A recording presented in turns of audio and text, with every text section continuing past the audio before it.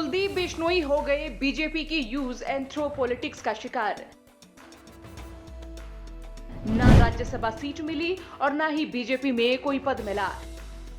जी हां, सूबे के पूर्व मुखिया चौधरी भजनलाल के बेटे कुलदीप बिश्नोई इन दिनों सियासी तौर पर संघर्ष करते नजर आ रहे हैं। कुलदीप बिश्नोई के पिता चौधरी भजनलाल को गैरजाट राजनीति करने वाले नेता के तौर पर देखा गया और फिलहाल तो ये भी कह सकते हैं कि हरियाणा में बीजेपी ने ओबीसी वोटर्स के सहारे ही तीसरी बार सरकार बनाई है। तमाम समीकरणों को देखा जाए तो बीजेपी ने जाट और गैर जाट कार्ड के जरिए ही तीसरी बार सत्ता हासिल की है, लेकिन इस कार्ड में भी कुलदीप बिश्नोई के साथ खेला होता दिखा।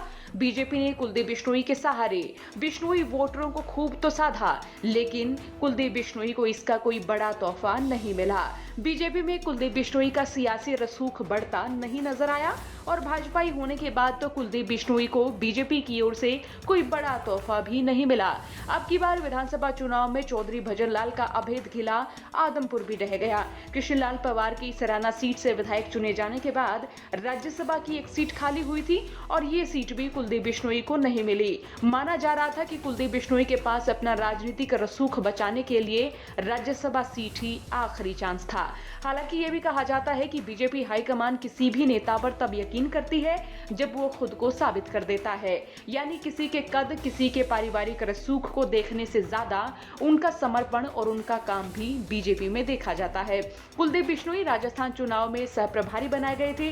राजस्थान में तकरीबन 37 विधानसभा सीटों पर बिश्नोई वोटरों का दबदबा है जो हार और जीत पर बड़ा असर डालते हैं। तो राजस्थान के विधानसभा चुनाव में कुलदीप बिश्नोई ने 27 सीटों पर अपना दारोमदार दिखाया था और यहां से बेहतरीन उम्मीदवारों को चुनावी मैदान में उतारा और परिणाम ये रहा कि 27 सीटों में से 22 सीटें बीजेपी की झोली में आई। यानी कह सकते हैं कि कुलदीप बिश्नोई की मेहनत कामयाब हुई और राजस्थान में बीजेपी की सरकार बनाने में कुलदीप बिश्नोई का अहम योगदान रहा।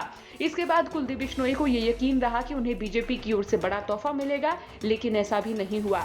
ना तो लोकसभा चुनाव में कुलदीप बिश्नोई को हिसार लोकसभा सीट से टिकट मिला और ना ही उनके बेटे को सीएम नायब सैनी की पहली कैबिनेट में मंत्री बनाया गया और ना ही कुलदीप बिश्नोई को अब राज्यसभा सीट मिली।